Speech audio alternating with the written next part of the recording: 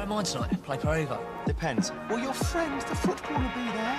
Oh, friend, football friend! Oh, what a superb goal! Stephen Moore, that is extraordinary from Ben Garuccio. You're listening to Football Friends with Ben Garuccio and Stephen Moore. It's Football Friends Derby week in the A-League Men's, but before that tomorrow night we have a massive hour-long special with former Mariner, North Queenslander and current Paramount panelist Daniel McBreen for you to enjoy. Sit back, relax and get ready for a jam-packed chat covering all things post-playing career, commentary and most importantly the state of our beautiful game down under. All that and more coming up on Football Friends!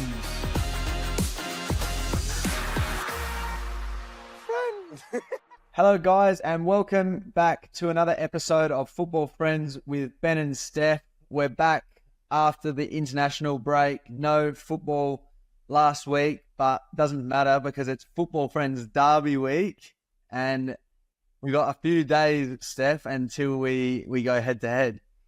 We do. It's Friday night, the best time to be playing football. Cooper Stadium, the weather will be perfect. I'll make sure I send some people around to your hotel to let some fireworks off the night before so you're not getting a good night's sleep. And then the Reds will get the 3 points and we'll be on our way to securing that 6th spot. We'll win 6 out of 6, I think.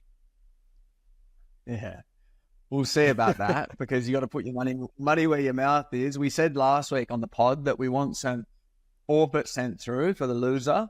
And there's been a couple of good ones come through. I saw one. Loser has to clean shave his beard on the podcast. Fuck, I haven't clean shaved in a long time. I know. I would look like a fucking disaster with a clean shaved beard. So that could be a bit of banter. Clean shaven beard and a clean shaven head. Cool. I'm not that far away from that already, Steph. So the only problem with mine is if I shave it off, I don't think it'll actually ever grow back. So straight to Turkey in the off season. Exactly right. Now we'll see what we end up coming out with, guys. We'll pick something. We'll put it on our socials this week, but won't matter anyway because Western United, we're playing some good stuff at the moment. I think it should be a fairly easy encounter down at Cooper Stadium.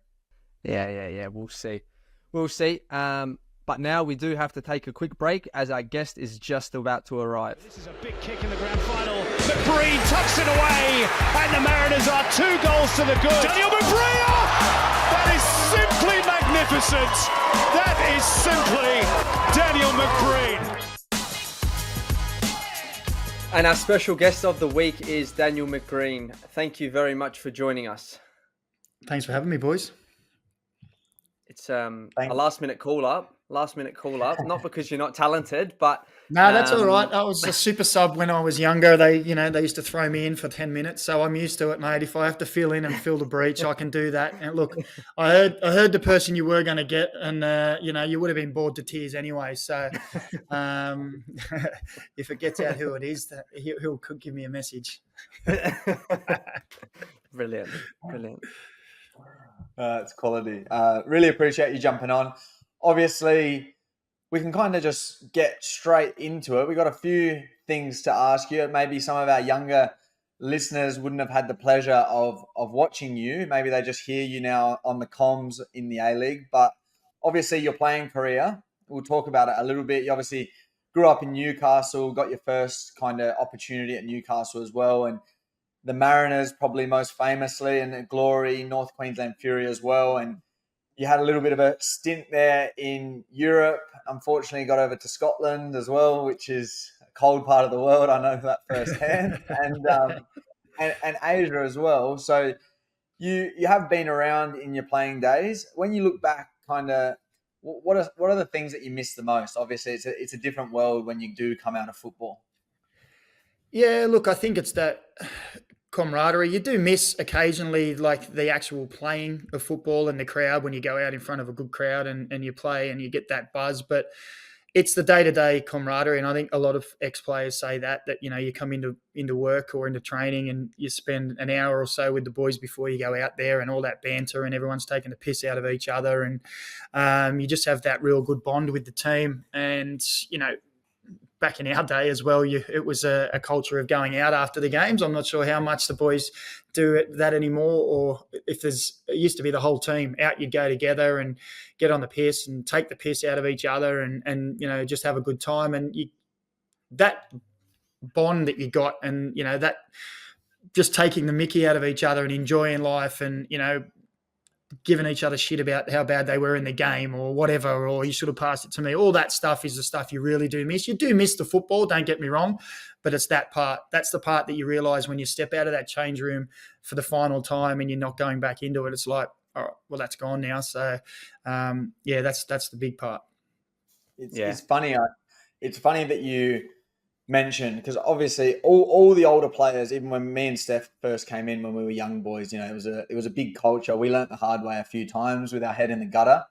We've already spoken about that a couple of times on the pod, but it was a big thing about going out after the games. But it's funny because all the coaches now in the A-League are the ones that went through that period, but they put fucking training sessions on every fucking Sunday to make sure that we can't go out. Yeah, I had that a few times, actually. Before I made it to sign with Newcastle, my last year in what then became the NPL, was I played for Edgeworth, and we made the grand final, and we had a massive culture of going out. Don't worry about that. But the week before the grand final, we had a week off because there was the minor playoff who played against us. So we had the weekend off. So we went out as a team and got shit-faced because we had nothing on. But the coach had made a 9:00 training session on a Sunday, and I slept at my mate's house, and he set his alarm wrong. And I rocked up in I didn't have my training kit. I wore someone else's training kit. It was actually his training kit from the team he previously played at, who we potentially were going to play in the grand final. I got dropped for the grand final because we went out on the piss the week before the grand final. And turned up late, almost late for training. So there were plenty of rules and coaches who tried to sort of stop it.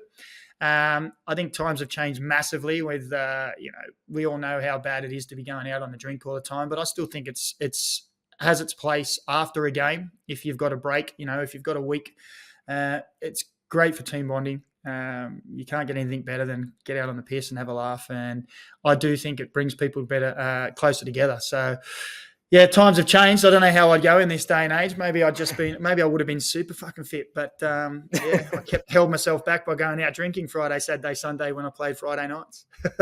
Yeah, well, I think when we probably first came in, I reckon we were the last, 95s, 94s were probably the last group to kind of come in and get the older players that, were probably also not just in drinking, but in the way you could speak to the younger players and kind of, you got to earn your place. And it wasn't that they didn't respect us, but you had to kind of earn that level of respect, where now it's, a young player comes into the team.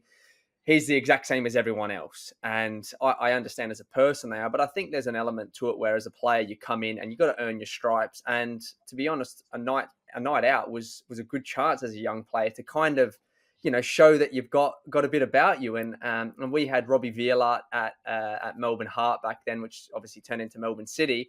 And when I wasn't drinking one of the seasons, then he used to say to me, listen, if you're not drinking, you're not going to make it. You've got no chance.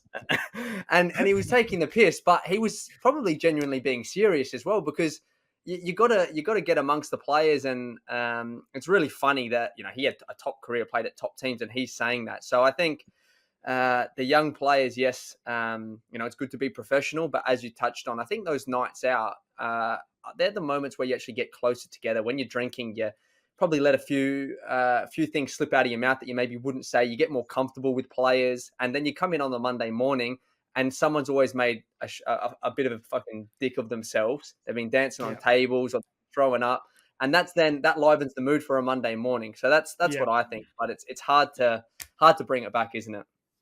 Yeah, look, I agree. I think that's where you really do get to know each other. Just getting onto the players coming in, and you copped it. You used to cop it. Like you would, it got, I won't say it bordered on bullying, because there was bullying. You sort of got bullied to earn your stripes. And I listened to a couple of other podcasts with ex-players, and they say the same thing back in those days. You had all these things you had to do and everything. And it was a fine line. And I can remember being hard on younger blokes as well, and then coming away and going, maybe that was a bit too hard, and you'd come and talk to them after and say, look, not trying to pick on you, but we're trying to get the best out of you, but maybe haven't handled that in the right way. And I see some people now who still, coaches who just scream at these kids all the time. And I think times have changed, mate. You're a dinosaur. It's not the way to do it anymore. If you can't get your information across to players in a controlled manner, well, then you've lost what you're trying to achieve anyway. And it falls back on you, I think, as a coach, is that if these kids aren't getting it, it's because you're not delivering it to them right. And if screaming and shouting at them isn't going to make them feel any better about it, it's just going to make them more flustered and more worried, and they're probably not going to perform as well. So lots of things have changed in football, and I think 99% of them are for the better. And if you don't adapt and change with it, then you do become a dinosaur, and you may as well get out of the game. Yeah, for sure. I think times have just completely changed. And I think back then that was the whole environment though. You either get on board with it or fuck off, really. Yeah, so it was like, when me and Steph came in, like, we'd be playing a small-sided games at training, and if you didn't track your runner, you could be as tired as anything, or you're absolutely blowing out your ass because it's been a hard session. If you don't track your runner in a small-sided game, you know that every single player on that team is going to be fucking giving it to you, and the coaches as well. And the coaches aren't standing there on the side going like, hey, take it easy, don't scream too much. They're fucking make sure you fucking get into him. So it was honestly a completely different world back then.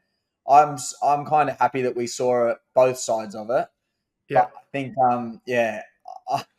I probably am one that does go a little bit too hard myself sometimes. And to be honest, sometimes I'll be the exact same. I'll walk away from a training session and go, fuck, you shouldn't have done that. Yeah, but there's a fine line. There's a fine line between having a go at someone and going over going too far. You've still got to hold people to account, and it's the way you say it too. You can still scream at someone, and then if you give them a little bit of an arm around the shoulder later and say, look, that in the heat of the moment, that was to get you to do your job.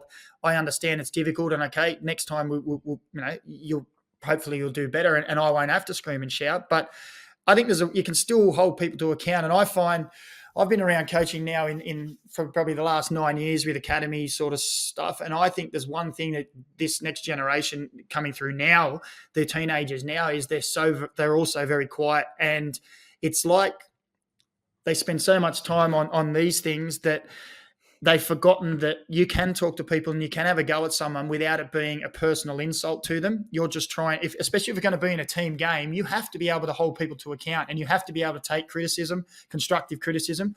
And at times when you're in the heat of the moment, you flare up. You're going to get angry at times, especially if someone repeatedly. If I'm a centre back and you're not getting back to get it outside me and cover me, I'm going to have 2-3 times. I'm going to go, what the fuck are you doing? Get there and do your job. But as long as, we get the game finishes, you walk in and sit down and go, yeah, okay, we understand why it was. It wasn't just for the sake of, I'm just picking on you because you're younger than me or I think you're shit. It's to try to achieve something to make us all better. And that's a big difference that I think is that screaming at someone for the sake of it, or are you giving them something that's going to make them and the team better?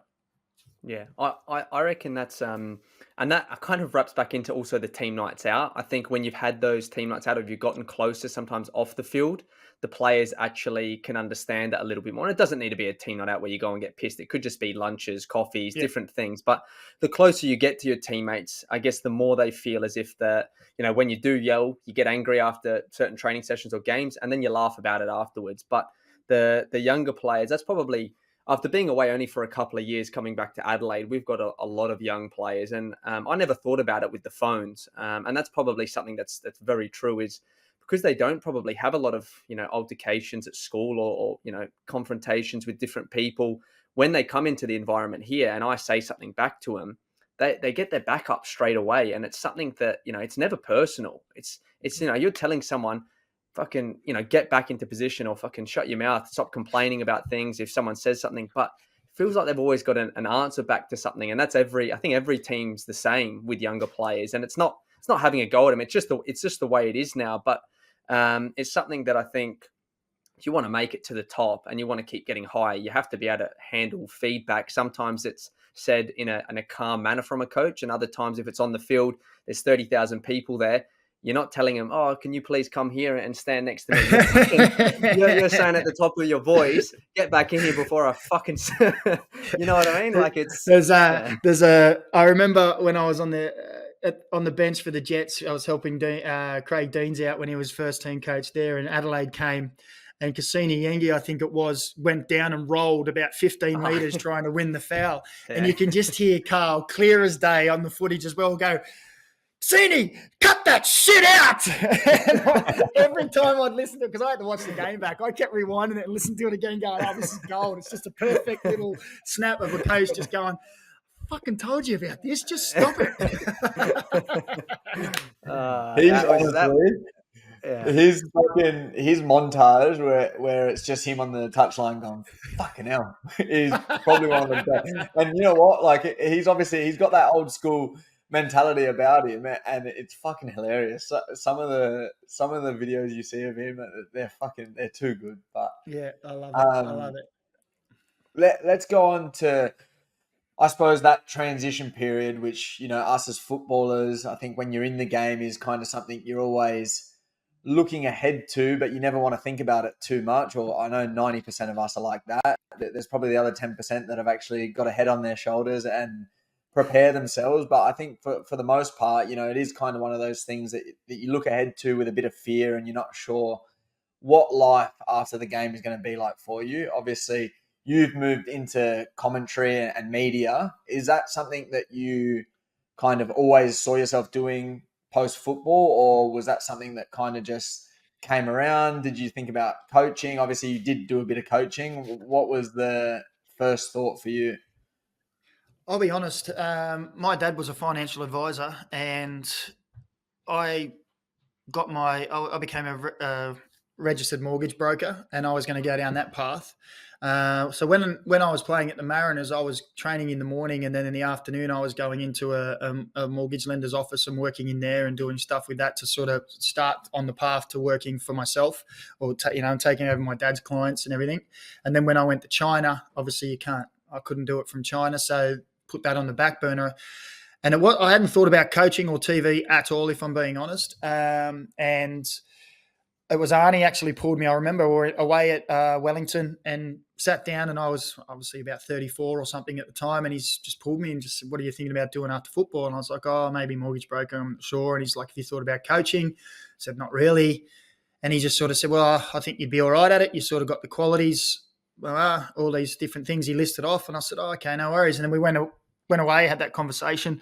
And then it was probably a few months later, he said, have you thought any more about that conversation? And I said, no, not really. And then it wasn't because it was because he hit me up the second time. I sort of went, all right, so he's hit me up twice now, so he must see something in me. So I said, all right, well, I want to start getting my coaching badges and doing all that stuff, and I'll just see where it leads me. And yeah, so I went and got my C and B, and I've got my A license. I haven't got my pro. I've decided not to bother with that at the moment. But yeah, just put my name down for my C, and Gary Van Egmond was at the Jets at the time in the academy, saw my name on the list and said, right, straight away, do you want to come and have a coffee and see if you'd be interested to come in there? And it sort of went from there with the coaching side of thing. But the TV stuff was literally because, I don't know, you guys are probably too young, but I used to muck around in behind the camera. When I first came back from overseas, a camera in the change room was like, what the fuck is this? Like, I just couldn't get my head around it. And Arnie was old school going, this is the one place that shouldn't be a camera. And Fox wanted to come in and give all this access.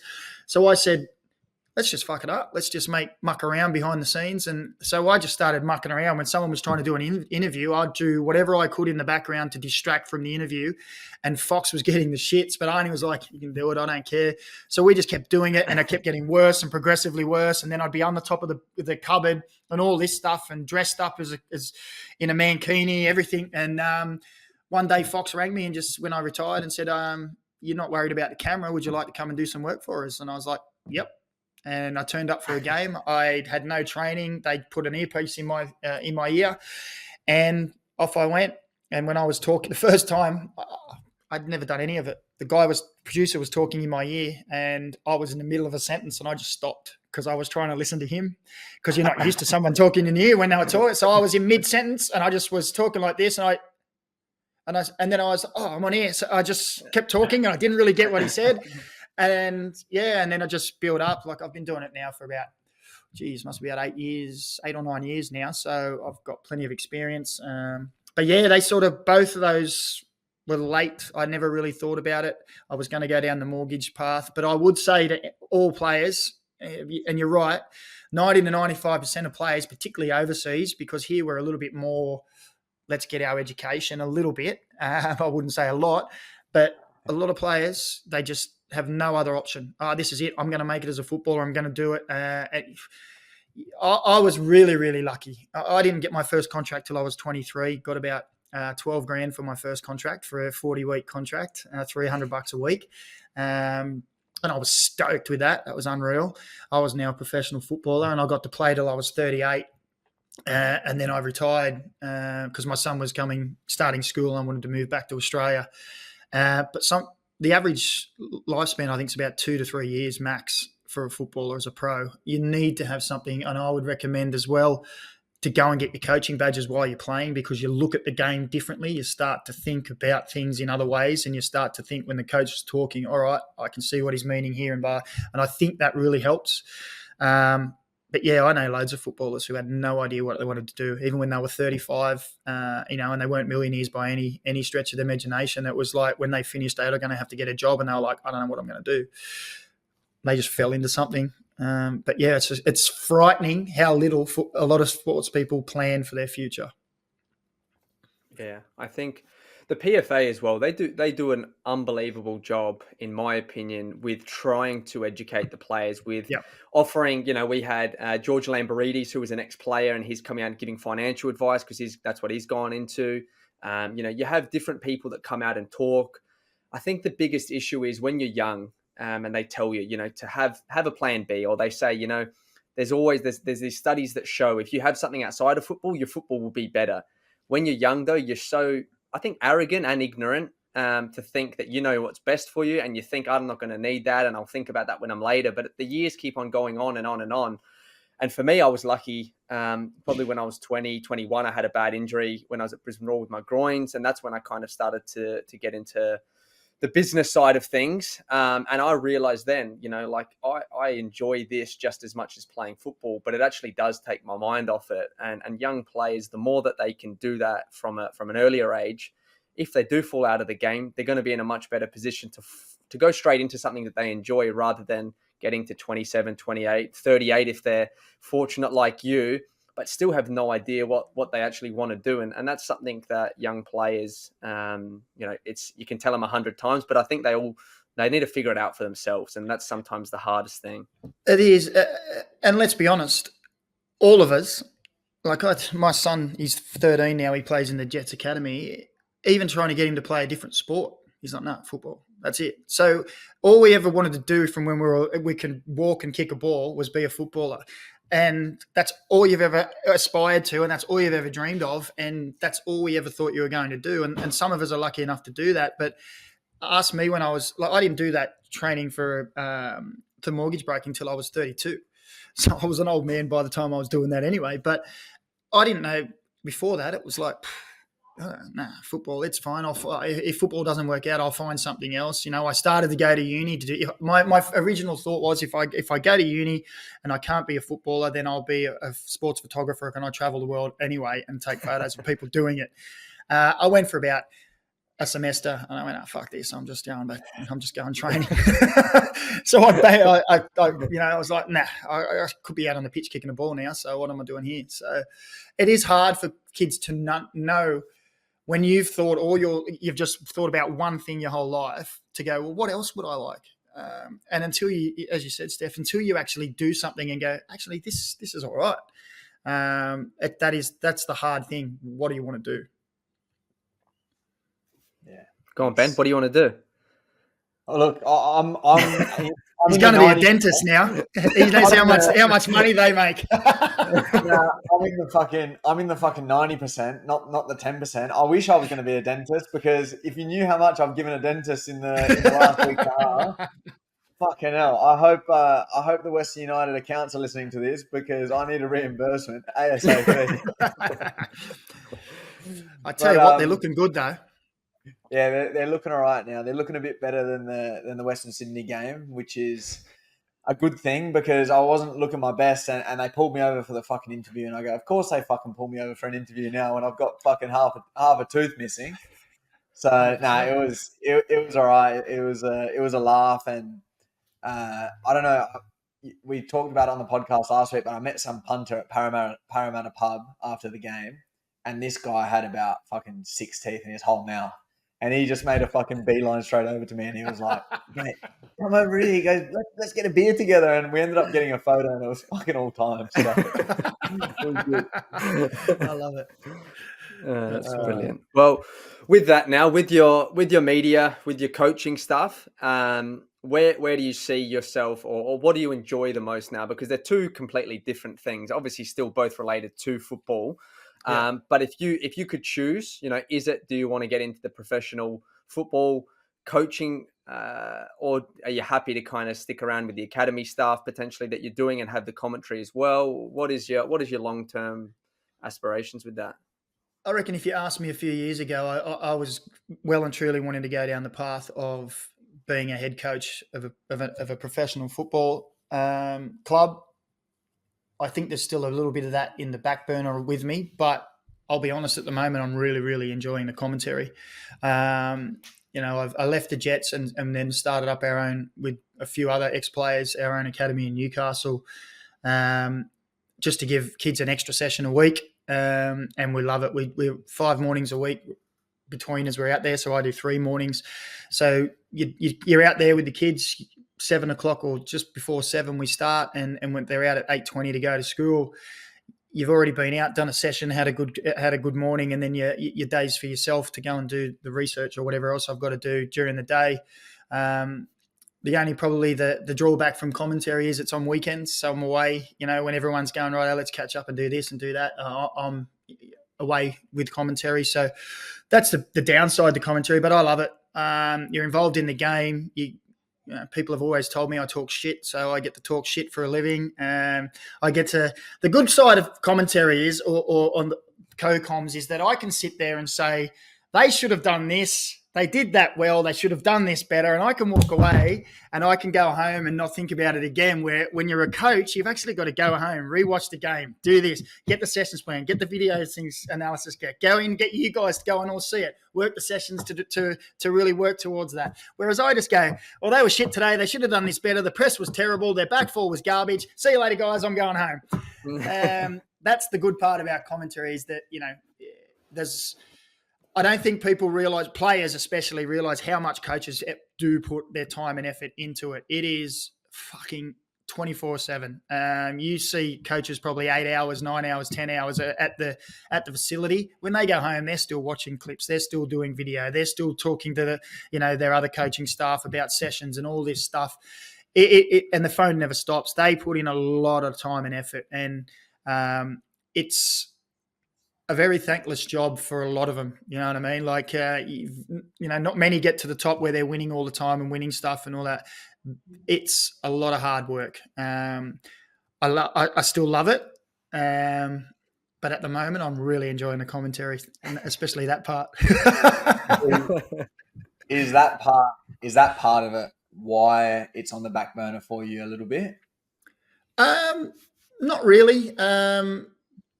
The opportunity came up to go full-time with the commentary, and I'd been doing probably about 6 to 7 years of that was my part-time role where I was full-time with I'd say full-time, wasn't paying full-time, but I put full-time hours in at the Jets.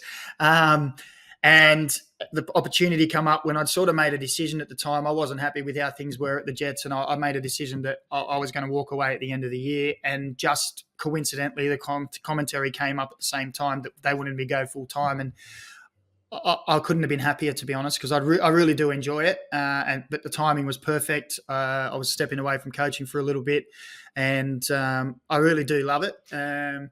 Would it be great to be in a league or in a position where we have all the gadgets so we can do the halftime analysis and move things around and all that stuff? Yeah, it would be great, but unfortunately, we're not in that position yet. I'd love to do a lot more analysis of stuff, of matches, and do like a wrap program or a pre-show and all that kind of stuff to really nut out how the guys, how you guys are playing, whether you're attacking down your right, left, all these things. I'd love to do more of that, but budgets and time restraints and what we've got at our disposal at the moment isn't there. That's just where we are with Australian football at the moment.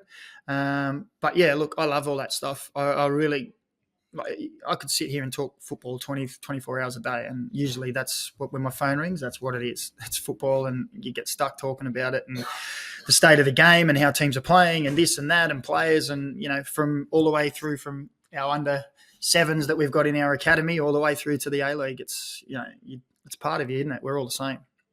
Yeah, no, exactly. With the commentary, was it something, commentary is obviously a little bit different to being the host and being on the couch there just with the comments. Was that something that, because I'm assuming you were on the couch first and then you've got into the commentary, is that the skill level required for commentary? Because I know we sit back and when I'm listening to games, and I've probably done it for you as well, and they say something wrong or they say a name wrong and you think, this fucking idiot's got this name wrong. It's so easy when you're sitting at home, obviously, but when you're commentating and you're on, it's obviously very difficult. So, two parts to it. When you're on the couch, were you thinking, I really want to get into the commentary? And then once you did get the gig for it, how did you actually go around becoming more skilled at it? Was it just practicing games that had already happened on your own at home, watching them, rewinding, watching them again? And because you're quite good. I'm not just blowing smoke up your ass now, but you are actually probably the best one out now. There's the sound. That's all I want from this now. The sound bite is there. That's the lead, all right? Look, I appreciate that. Thank you, mate. I appreciate it. We messaged the other 8 commentators and they didn't come on. Yeah, I know, exactly. No one wanted to come, so here comes the sub. Oh, you're the best one, mate. Okay, well done. I'm sure, mate. Look, I do that. Plenty of times I've done it in the past where I've gone, fucking hell, the comment, and you all have favourites too, like we'll all have someone that when you turn on the TV, you'll go, and I'm talking in anywhere in the world, you'll turn on and go, oh, this guy, or oh yeah, I like her. She's really good at what she does. We all have our favourites, and that's just personal preference. But look, when I first got into the commentary side of things, I was through radio. I got an opportunity through radio. So, and no disrespect to radio, I think that the pressure, you still felt nervous at the start, but I don't think there's as many people. I might be wrong, but my assumption was there's less people listening. And you have to be a lot clearer in the way you're delivering the messages because they're not seeing it, they're listening to it. So you had to be very vocal on, he's picked up the ball on the halfway line on the right-hand side and he's playing a ball in towards the corner of the 18, all that stuff. Whereas when you're on TV, that's sort of everyone can see that stuff. So you can let it go a little bit on TV where sometimes you can just sort of relax. So it was good to go into radio because it got you in the habit of having to talk. And then when I finally did go onto TV to do the commentary, I must admit I was shitting myself because it is completely different. You got to do a lot more research to the point now where if I come on and I'm just on the couch, I feel like I haven't really done much because I'm like, I've talked for a little bit at the start and talked at halftime and talked at the end, but it just feels like I'm not really contributing. But yeah, I guess it's, you lean on I've worked with Simon, obviously Robbie for the last couple of years. Before that, there was also the guys at Fox, and you just ask them questions, and I just go with the philosophy of that. I'm just going to be honest. If I think someone's having a bad game or or I see something, I'm just going to say it, and I'm not going to sit there and say, well, he's shit, or, fucking what's he doing out on the pitch? But you might say, he's not having the best game, or, I don't know what he was trying to see on that pass. He had a couple of options. But you just, over time, and people you get to work with, you ask for feedback after as well. How was that one? And to be honest, you generally know. Like, the amount of time I've said, the thing is, you say shit and you get it wrong. The amount of times that I've looked at Simon or Robbie when I've said something wrong and just gone, and just go, fuck, I've said it now, so there's a couple of players like Kieran and Keanu Bacchus. Fuck me, I'm doing the Socceroos tomorrow, and I got back. I'm writing all my notes, and I got Bacchus, and I'm like, fuck, is that Keanu or Kieran? Those two, I fucking never know which one's which. So I'm very careful about I'm trying, and I know I'm going to say it one day. I'll probably say it tomorrow night to get the wrong one. There's a couple of other players too where I always confuse you just for something in your brain that you just think that, and you've got to really concentrate on getting their names right. But it's just experience. It did help that one of the first, I think it might have been my first commentary gig. I was doing this, the famous one where I dropped the fucking dog shit at halftime. It was at the Mariners. I think it was Mariners versus Perth on New Year's Eve, and everything that could go wrong did go wrong. Ben Homer was calling his first game. I was on my first co-coms, and the game got delayed because the post got broken for 45 minutes. They had to change the goals. There was a guy with a fake gun in the crowd. There was fireworks going off because the game got delayed. Everything. I got caught saying fucking dog shit, that they were Mariners were dog shit. Everything that could go wrong. But, gee, that 45 minutes we had to pad and talk, and we were like, well, if we can get through that, we can get through anything. So, yeah, it's just experience. And like I said, everyone said I can talk shit for ages, so it's never been a problem. Yeah. It's As you honestly, can see. it's one of those things. You don't even think about commentary like when you're just watching a game, because obviously you grow up probably watching, Premier League or whatever, and when you're listening to commentary that's good, it's like you don't even think about it. It's like just music in your ears. It's just coming in. Everything kind of makes sense. But it's not until you're watching a game and the commentary's not good, and you're like, what the fuck is this? Yeah. Like, I want to put it on mute. That's how bad it sounds. But no, it's actually really, really interesting. And I think that's kind of what we do miss. Like, touching on what you said before, is that, I love watching the Monday Night Football, the Sky Sports over in the UK, and I just love it. Like hearing from ex-players about, certain tactics or what they're seeing from a game and getting their take on it. Like, it would be so good to have that here in this country with players that have played in the league. But, when you've got it in the Premier League and you're hearing guys like, Carragher, Thierry Henry, like, probably one of the best strikers ever. And you're hearing him talk about, why this player's done a certain finish. And it's like that for me, I listen to that because I can learn something about football as well. And I think it's something that we do miss here. I love, turning the game on half an hour before. I'm a bit like you and Steph is as well. We could watch football and talk about football till the cows come home. And, I want to put it on and hear a bit of, analysis about why teams are maybe struggling or why they're doing well. So I hope that it can get back to a point where we've at least got, pre-match shows and at least an extensive, post-match show where you can talk about the game and actually delve into the tactics and other things that go behind the scenes, because I think that for the viewers is, especially people that don't know about football, that's where they can learn a thing or two. Yeah, 100%. I agree. And just like I said, unfortunately at the moment, the way the budget is for football in Australia, we just really, it comes down to staffing. We would love to be able to, and finances, we'd love to be able to do all that stuff, run those shows and do, I love when they get the TV out and they'll pause it and they'll move players and say, here, the created space here because he's moved inside and he's done this, and and they'll show a couple of clips and say the first two here, see how they're sucking him in there, then the third time he doesn't go because of this, and now bang, they've got the goal. That's because they've worked on it, the cat and mouse. See, I love all that shit, but we just don't have the resources at the moment to do it. And don't worry, I keep asking and they just keep saying no. Yeah, it's something that's obviously, we're all three of us, well, you're obviously an ex-player now, but you're still involved in the game. And it's something that I think is so frustrating, is that you see these other, your NRLs, your Fox Footies, and the amount of talk shows that they have. And that just creates more media. I walked into a fucking servo today to fill up, and there's a guy talking about the Peter Wright bump in the AFL with Essendon against Sydney and how many games he should get. And I'm thinking, fucking hell, these guys here, they're from Adelaide and they're talking about that because they probably just heard it on the radio and they're saying he's going to get 4 weeks, he's going to get 6 weeks. And again, that's where we should be talking about football stuff as well, because there's enough football fans out there. But because there's not the shows, there's not the constant media, it's hard to kind of generate that. And what comes first? You need the money first to actually have the shows, but you need the viewers and you need the people watching first to get the money.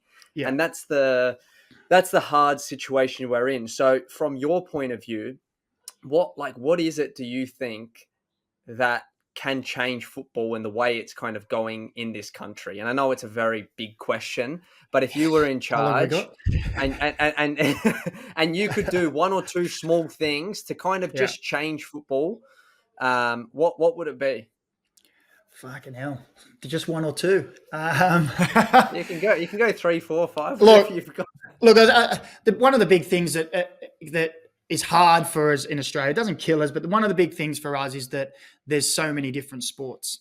Okay, so we've got your AFL, you've got your cricket, you've got your rugby league, you've got these other sports that are entrenched in Australia, not only in the media, who most of the mainstream media are owners of these or hugely invested in these products, but also in with government and council. They've been around for so long that they're, if they want something, they have a unified front that goes to the people they already know in the government. They say, we want a $30 million upgrade to our training facilities. Lo and behold, they get it. One thing that we've got a huge problem with here in Australia is where we are a group of factions all fighting for their own piece of the pie without looking at what the big pie for everyone could be. And we have FA, we have federations, we have zones, we have clubs, we have little regions that are all going to different parts of council, government, and then saying, we want this, we want $2 million here, we want this here. But the council goes, well, who the fuck are we dealing with here? Are we dealing with FA? Are we dealing with the federations? Are we dealing with zones? They're asking for $3 million from here. They're asking for this and that. We're only just starting to scratch the surface of making a concerted effort as a unified sport to go to governments. And Victoria, I think, from what I can understand, are starting to lead the way on that. They're getting a lot more grants because of the way they're approaching the government and the councils, and they're starting to get more money to improve the facilities, which in turn then can cater for more people, boys and girls, which can gets more people coming through, and then we have a better product in the end as all these people come through. That's one of the biggest things that I think holds Australian football back, is everybody's worried about their little piece of the pie. If for me in a perfect world, I would say that FA, like everywhere else in the world, FA would be in charge of everything in football in Australia. And your federations would be Football Australia satellites. Okay, so you're under the FA banner. You run with all the regulations and all the stuff that we put in place, but you can modify or have tweaks for your region, because every region in Australia, we're so big, is different. Okay, so what might work in Football New South Wales in Sydney probably won't work up near Cairns, because it's a completely different area. So I would love to see, for me, that set up. You talk to people overseas and you say, oh, no, we've got these zones that control the local little areas. Then the federations are on top of them doing their own thing. And then on top of that is FA, who really only now controls the Socceroos, Matildas, and the grassroots, a bit of the grassroots stuff, and it's all split off. And they all go, what? What the fuck is that? Like, there's so many layers of administration here that is just bullshit waste, in my opinion, that should be just swept out and all operate under a centralized FA that controls everything. And these little areas, then this middle level administration that seems to clog up and bullshit everything, would be gone, and we can sort of get out and be one unified force for the good of everyone, not for, well, what's Newcastle here and what's Adelaide? No, let's do it for everyone. That's my big one thing that needs to be fixed in Australian football. I got about 1,000 other ones, smaller ones, but I don't think we're going to have time. But that's my biggest problem. Okay, so we have the problem of a lot of the major media don't want to push us because they're invested in other sports and we are a rival. And the other thing is this little warring factions, or that the outsiders look at and go, why would we want to be involved in that? We've got 5 different people coming to us with 5 different answers of what they want. They're a basket case. But even I completely agree with everything you're saying, but I still look at a Socceroos game or a Matildas game that gets a crowd of 50 or 60,000, and I look at the players that are playing in the Matildas and the players that are playing in the Socceroos, and 95% of them have come through the A-League, and you can get nearly a sellout at CommBank for the Socceroos, but you won't even get close to that for Western Sydney playing there. Like, that's what I can't understand. For the people turning up, there's an appetite there for football because there's clearly people that want to go and watch the top level, but why does that never translate back towards the A-League? And it's always looked at in like, I don't want to go watch the A-League because it's fucking not a good standard. I watch some of the AFL games and they're fucking terrible. Yeah. You watch a couple of the bad teams, and I'm from Adelaide, Melbourne, so it's AFL, but I'm sure in the NRL, in any sport, there's always going to be fucking terrible games. Mate, go and watch the Premier League. Watch the Premier League, right. where people say it's the best league in the world, or go and watch La Liga. I've watched some late night La Liga games where I've gone, fuck this, I'm going to bed.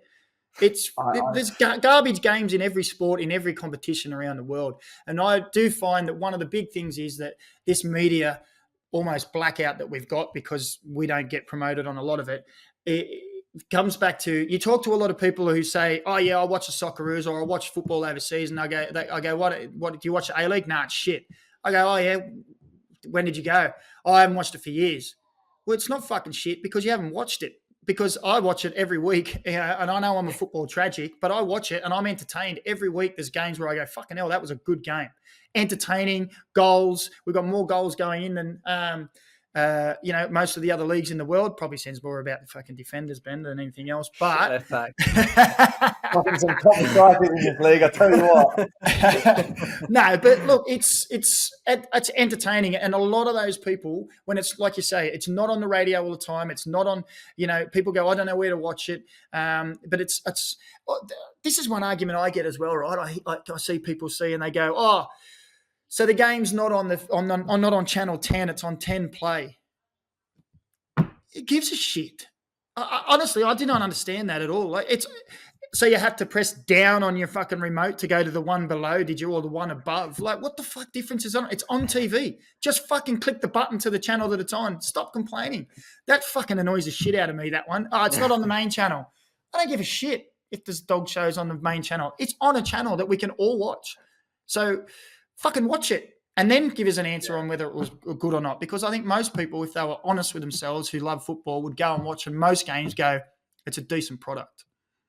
Yeah, I think we have in this country, for whatever reason, and I think football fans, not in a bad way, we think maybe we're smarter or maybe more intelligent than some of the other sporting fans. So we think we know everything. And yeah, you watch the Premier League, the Champions League, the World Cups. Of course, the standard is ridiculous. But as you said, there's some shit games. But in the A-League, people write it off without even watching it. And that's maybe, generational because of the NSL stuff. So a lot of the ethnics, they kind of stopped watching it and then they've told their kids that the A-League shit. But the big thing that annoys me is that constant negativity. And don't get me wrong, there's things that we need to improve in this game, in the country, and we are a shambles. But the same shit happens in the other codes, but they just don't fucking talk about it. Like, we complain. I remember when I was in Japan, people last year were complaining. I think there was 2 games on at the same time. There was, and they were saying, oh, there's 2 games on at the same time. Fucking hell, this is shit. So this year they said, all right, we'll play one at this time and one at, and they said, why are we playing games at 5 o'clock? It's too hot. Well, fucking last year you said you didn't want 2 games at 7 o'clock because you wanted to watch them both, and you can't win. It's really, it's a hard place. Yeah. For the other codes, they still turn up. In Japan, they still turn up. So it's like, you're always going to have people that fucking complain, like anything in the whole world, like anything. There's always going to be someone that complains. But it seems like in the other codes, and I flick an AFL game on and it's a normal game at the G and there's 60,000 there. And I'm like, fuck, imagine the buzz of going out there every week and playing in front of 60,000 fans. Because honestly, I played in Scotland and it's not the biggest following in the whole world. I couldn't imagine what the Premier League is like. But coming back to the A-League and playing in some of the games, it's genuinely like playing in a fucking behind closed doors. So we talk about pressure and not being able to deal with that, and why us Aussies can't deal with it. And it's because you go overseas and the fans are fucking passionate, and there's 20,000 of them and they're fucking booing when you're not doing well enough. And that's the exposure that we miss out on in this country. When I went to Romania, the Ultras turned up at training because we lost 2 games in a row. And 20 blokes in black all came through the fence and fucking marched onto the training field. And I was ready to fucking run. Our captain, who was about 4'2", walked over and was in their face like this, arguing with them. And they were like, and we were actually, at that stage, we were the most successful, like that team had been in X amount of years, but they just expected us to win every week. 2 losses in a row, boom, they were down the training park. On the pitch. That's not fucking good enough. That's not what we're about. Fucking pull your act together. With the captain arguing, going, yeah, okay, we'll win, but fuck off, get off our pitch. And I was like, all right, this is a little bit different over here. Yeah. Okay. But yeah, you're right. It's it's a different kettle of fish. Overseas, it's the main sport. I had someone who just came back from overseas and they said, it was brilliant. We sat down to read the paper and it was 16 pages of sport and 15 of them were football. And he says, it's the opposite over here. You've got 15 pages of NRL, AFL, cricket, golf, tennis, tiddlywinks, whatever. And then there might be a write-up in the bottom corner. Garuccio scored a scorpion kick goal. Oh, how good was it?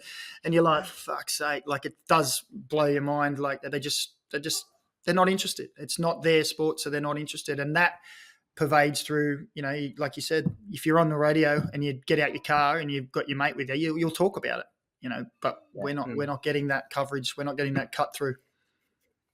Yeah. I hope in both all of our livelihoods that the tide starts to turn, because when you look at the participants in the game, the people that love football are there, and we just need those somehow, like we've spoken about before with the funding and everything, unifying the game.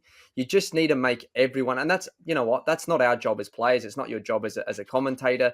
It's the people in the FA. It's the people in the APL, obviously, those high executive roles that have to come up with the solutions to actually make people feel part of football. And no matter what level you're at, you feel I'm a football fan in Australia. I support the NPL. I support the Mini-Roos. I support the Socceroos, Matildas, all the APL clubs. Doesn't mean you need to like everyone, but it means you fucking tune in to watch a Western United against MacArthur game because you just like football. You feel part of it. And how they do that, that's a different story. And that's why they're paid the big bucks. And hopefully they can start to actually make correct decisions to bring the game together. Because for me, I hate the fighting within ourselves. If we get in fights with AFL or NRL, disagreements with those fans, fuck them. I couldn't care less about them. But when we're fighting with our own fans, people at the NPL level, that's the thing that actually it upsets me, because I think, well, fuck, we all want the same thing, whatever that is. And if that means promotion and relegation down the line,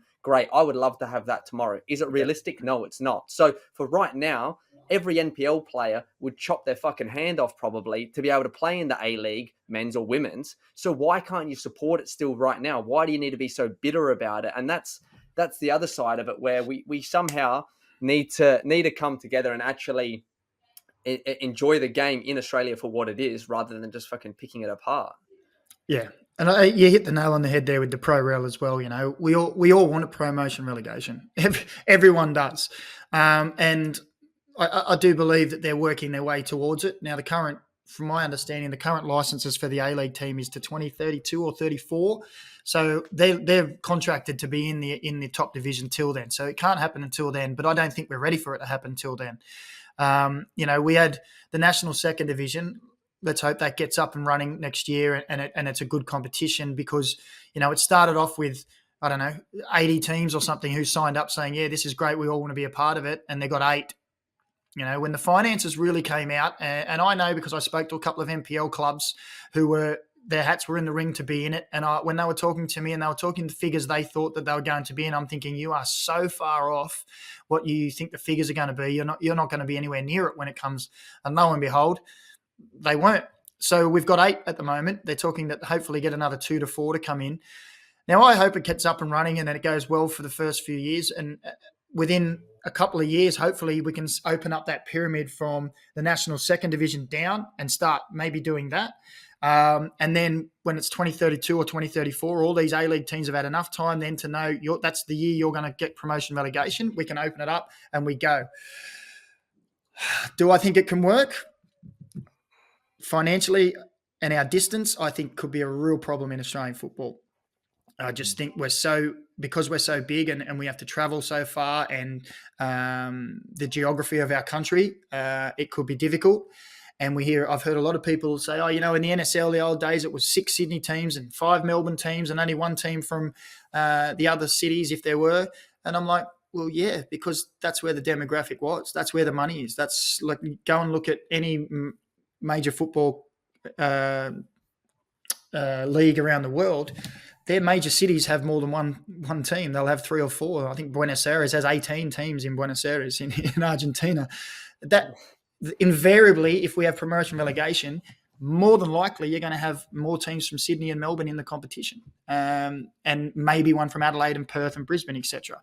That's just the dynamic of the financials of it. We'd all love to see it work, and let's hope it does, and that we start to work together and we start to get the financial backing from the governments, and then sponsors want to jump on board as well, and then it grows.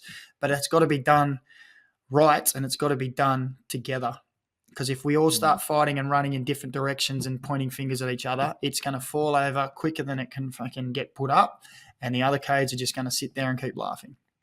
Yeah, that's what we need to avoid, an astronomical fail, because I think I agree with the financial. There's, I think, hundreds of question marks around with the geography, like you said, how big our country is. It's not like Europe where you drive a couple of hours and you're in the next city, and away fans can come and it doesn't cost them too much. They can be back home by bloody 1 a.m. and they get to work the next day. It doesn't work like that in this country. I think the one thing that they do have in their favour is their history.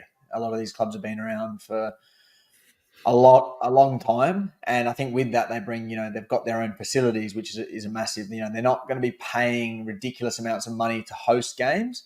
So hopefully if they can start pulling in some decent crowds, and that might not be 5 or 10,000, it might be 2 or 3,000, but 2 or 3,000 for what they're maybe paying their players might actually go a long way. And if they can get the food through the canteens and things like that, so hopefully they can get some decent sponsors and things on board as well. I think it really does. It actually needs to be a success, because if this fails, we're just going to be the laughing stock once again. Yeah, that's one other thing that I have a big bugbear with in this country too, is that we want to try and say that we need to have 50, 60,000 at these games, and we need to be in these big stadiums. Outside of the top 5, 6 leagues in the world, average crowds are 15,000, 17,000, but the facilities that they've got are catered for that. So you've got 17,000 in a 20,000 seater stadium. The atmosphere is brilliant. You've got a sellout 12,000 seater stadium. The atmosphere is brilliant. You have 8,000 in a 35,000 seater stadium. You can hear the echoes as it bounces off the fucking roof. We've got to get away from, we've got to have these big mega stadiums until we need them, if we ever need them. And for me, if every team across the A-League managed to get 10,000, an average of 10,000 every week, I'd be happy with that. Honestly, we don't need to be, we don't stop looking at the Bundesliga and the Premier League and saying, we've got to have 35,000 at every game. That's their standout games, their derbies. If we can get 5 figures across the board, and the stadiums are suited to that, it'll entice people to come back more, because they'll want to go for not only the football, but the experience of the crowd was good, wasn't it? The atmosphere was fantastic. You go to some of these games now. I took my son to the Jets, and you've got 6,000, 7,000 people, and we're sitting at the top of the stand, and I'm trying to get him to sing some songs, and it's me and him, and it's just, he's like, oh, it was all right. Fucking awkward. There's a number. Smaller stadiums, small to pack the people in. I've got nothing wrong with a 7,000 seater stadium if there's 6,000 people in it. Yeah, no, you're spot on, and that's, I think, even with the NBL, the success they're having, and I remember it was a few months back, and I was thinking, fuck, are they doing that well? And I looked at their average crowds, and the A-League actually was getting bigger crowds, but they were saying the NBL is a success. We're selling out crowds, or they're almost full. And exactly what you were saying, they're getting 5,000, but it only holds 6,000, or they're getting 10,000, it only holds 12,000. So again, the atmosphere is unbelievable. And I know basketball's different because of the cheerleaders that come out and the music that they can have playing. But it's a similar sort of thing. When there's people there and you look around, even as a player, you feel the buzz. Yeah. And as someone watching on TV, the same thing again. Sometimes you're actually not even watching the game. You're looking at the crowd for a little bit, so you don't notice the shit pass or the bad touch, or if the quality's not as good. Because you can, and as a commentator probably as well, you can feed off the crowd as well. So it's something that we need to do. And I think, if you're the APL even looking to get teams in, that should be something that, how ambitious are you to get into the league? Can you facilitate a small stadium potentially? Or, can we, instead of asking for big money for different other things, can we get these temporary stadiums that, can be built pretty quickly? Yeah. Can we do that? Is that something that we look to go down as a sport? Because I think I'm lucky enough where I play for Adelaide United, and I think we've got the best stadium in the league, hands down, because of, one, the pitch is always unbelievable, but it holds, 14, 15,000. Maybe I think it can get up to 16 with standing, or 17. But if we get 9,000 there and you look around, you think, fuck, this is pretty good. And the seats are red as well. So sometimes you don't notice actually if there's someone there or not. Small little details. Well, Amy Park, fucking green seats. Why are they green seats? Nobody fucking plays there that wears green. For Western United. No, but you're 100. Steph, you're 100% spot on there. So you're 9,000 at Adelaide, and I'm going to tell you right now, Adelaide was one of my favourite places to go because I loved it. It was fucking unreal. Take 9,000 and put it in the Jets. If the Jets were doing well and there was even if they had 9,000 in there, it's like you're still looking around going, how empty is it? But it's 9,000. It's the same size crowd, but because we haven't got the stadium to suit it, it looks like it's shit. And you're like, this has just been so, in my opinion, so mismanaged that, trying to build these massive stadiums. And you mentioned there the ones that are that can be built quickly, that can be done for a fraction of the cost as well. Overseas now they're building stadiums of 10,000, and you hear, oh, they're going to build a new stadium in Australia. It's 1.3 billion, and I'm like, well, we could build a stadium for about 100 million, and it's going to be built in a fraction of the time. And if you build 15,000 seats, and then after a year you realise you need 18,000, you can disassemble in the off season the part you need to and put another 3,000 seats on quickly. It seems like our politicians and the people who are in the know over here or in charge have no idea what's going on in the rest of the world either. That they're just throwing these, we're going to redo the Gabba, 2.6 billion. I'm like, are they? I don't know. It just, for me, I just can't fathom the reasoning behind it. It just doesn't make any sense whatsoever. Yeah, maybe because they don't give a fuck. To be honest about football. In the Gabba, they don't give a fuck about football. They know that they'll probably pull in a decent crowd for footy, cricket, or whatever else it is. So they're happy to spend the money. Whereas with football, and to be honest, I'm a bit biased with our new facility with Western. It's yet to be seen for A-League men's. Obviously, the women's played their first game there, but I'm looking around there, and it's going to hold about 4,000 this season, and hopefully next season it can hold a few more. But I love playing at Amy Park, because it's fucking a professional stadium. You feel like, you're all about it because you're rocking up to Amy Park. It's a big stadium, nice grass. But when we play there, we get 3,000 or 4,000. So I'm like, well, would I rather play 3,000 or 4,000 in Amy Park, or would I rather play 3,000 or 4,000 in Tarnee, where it only holds 4,000, and it's going to actually have a bit of a fucking atmosphere? Also, the club's not fucking paying out their ass every single week to hire Amy Park, because I think what a lot of fans don't know is that it actually costs the clubs a lot of money. And there has to be some sort of reason why A-League clubs are losing all this money every year. And I think that's one of the contributing factors. So I'm like, this is what we need, but why the fuck is no one doing it? And, as soon as they released the photos from Western, it was, it's a fucking laughing stock. It's an NPL facility, blah, blah, blah. Well, I don't really give a fuck, because I'd rather play there and actually have an atmosphere than play in, 3,000, 4,000 in Amy Park. And you can't even fucking hear anything. Yeah. Yeah, I agree. I have this argument with a few people who have an issue with Western United saying that they were going to have a 15,000-seater stadium built within, 3 years. And I think we all knew at the time that was bullshit. And I think they've since come out and said that was probably stated incorrectly. But I'm like, what's the problem? They're one of very minimal amount of clubs who have actually put roots down and actually put tangible assets into the ground. So now they actually have a base and their own facilities that, like you say, they're not now paying for another facility. That is perfect size for you guys for probably the next 5 to 10 years while you build a demand. I don't know if they can get more. I know they're going to put temporary seats in, but they may be able to get more temporary seats if the demand's a little bit bigger. But for the next 5 to 10 years, while that other stadium's being built, this is where you're building that atmosphere and that demand. Then people go, it only holds 5,000. Oh, well, fuck, it was a great atmosphere. We better get our tickets. Oh, well, 5,000 people are members, so members get first. Oh, fuck, well, we better become a member.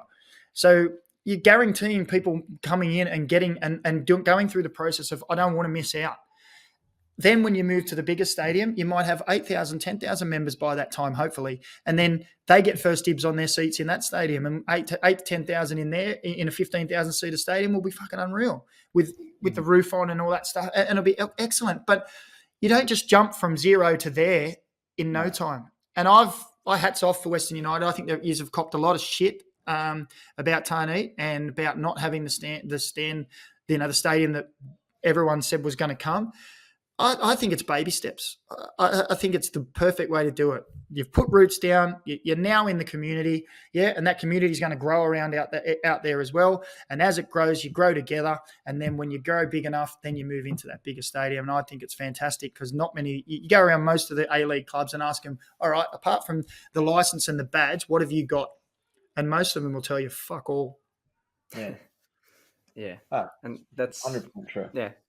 It's something as well where I think a lot of people, and again, you don't want to disrespect too many of the owners or the people that have come before us and the money that they've put in because they're passionate, but it makes you think when all of these clubs first came into the A-League, why weren't they looking to build something that, obviously a football club, you're probably going to lose money, but you can build other things around it that actually are assets, and NRL probably, and AFL, they do it the best. They've got all these, and I don't like gambling, so I think it's wrong with that stuff. But you know what? They've got these fucking gaming centers and the RSLs or whatever they're called.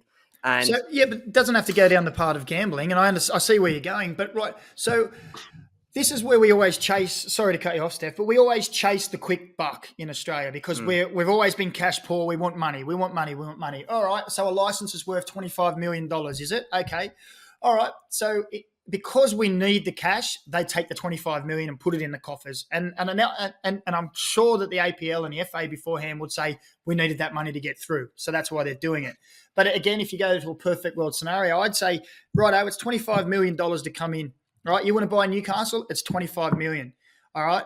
But that 25 million has to be invested into a facility that has your training base. You can put 10 five-a-side pitches on it that you can hire out, put an office block on there where you can hire out that. So now you're generating income off that stuff as well. And that income might be just enough to cover your academy or something. But you've got tangible assets in the community. People feel like they're part of it now because it's in the community, not bouncing around from one hired field to the next. And they can generate an income off that stuff that they've built. And yeah, you probably say that it's going to cost more than 25 million to do that. That's where you have your organised approach to go to the council and say, we'll put 25 million in, you put 25 million in. Now you get a $50 million stadium or facility that generates income, has a home base for people to go to, and makes everyone in the community feel it. So then when you want to sell on as well, you have a saleable asset that you can turn around and now say, oh, it is actually worth 50 million now because you've got to buy, you get not only the license, but you get all this shit that goes with it. Yeah, no, it's spot on. I know Adelaide had the chance in the past to buy, I think it was the Veneto club at one stage. And I think even Theberton over where the Adelaide Crows are about to build their facility. And, they're probably kicking themselves. I know it's different owners, but if you owned that, just the property value in itself would have went up like crazy. But also, you're like what you said, you're getting people because you can have these five-a-side games there, but you can also advertise to them constantly to become members.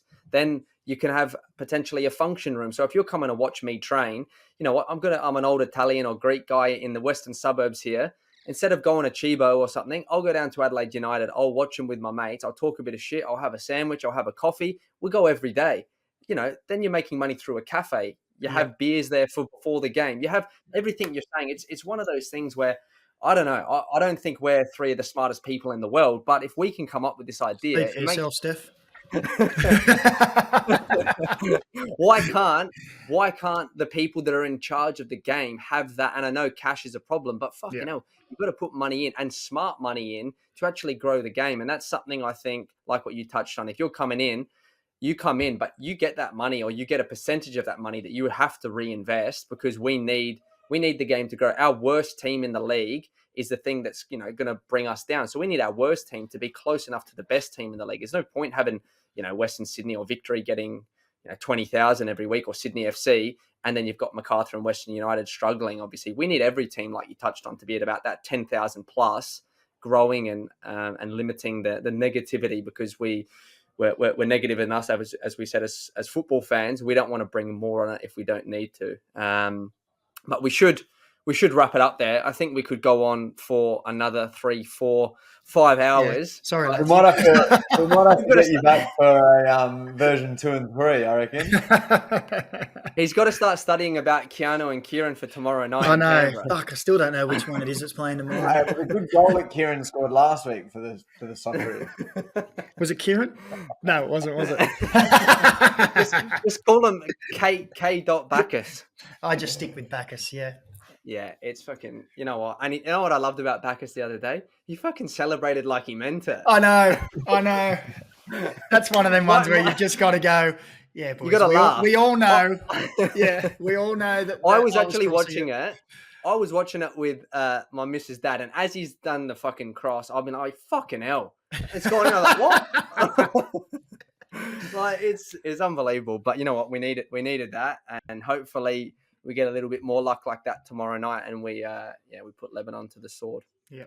Really appreciate you coming on, Macca, on short notice as well. But you know what? It was a top chat. I think, as Steph said, we could have went on probably for another 2 or 3 hours, I think, because when you start talking about all this football landscape here in Australia, I think there's plenty to discuss. But hope you guys enjoyed it at home.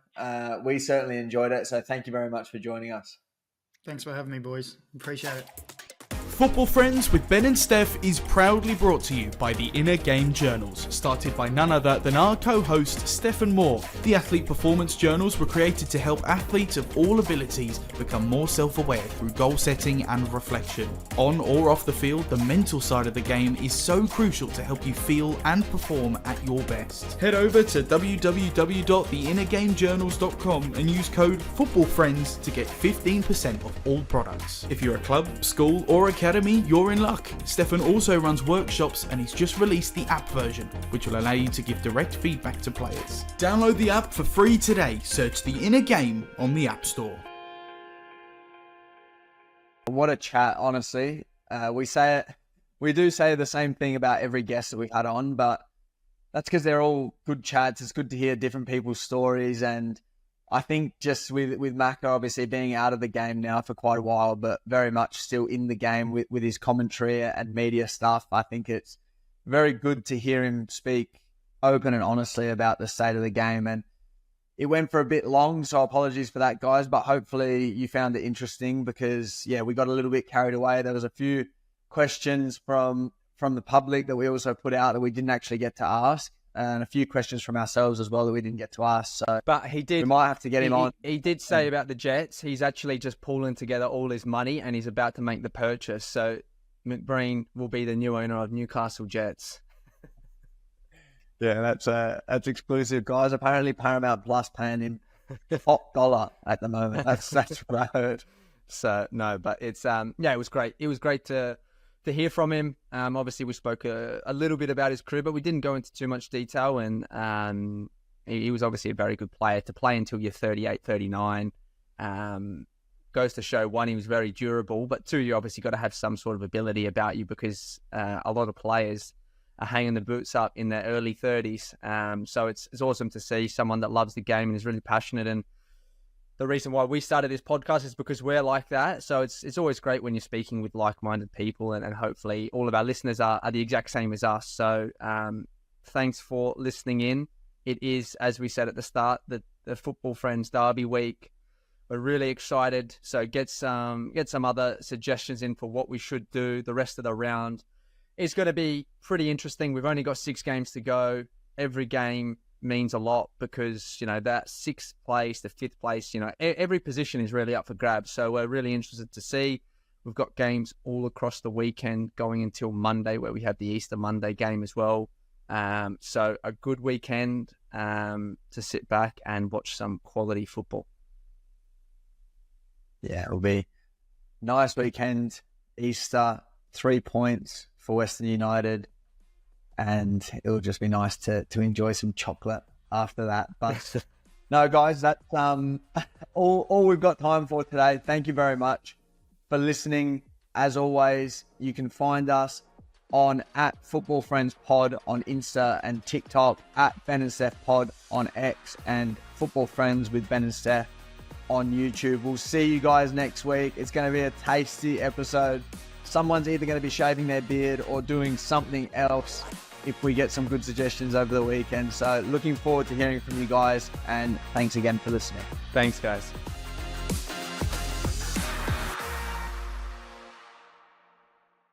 football friend. Fuck you lot, where's the beer?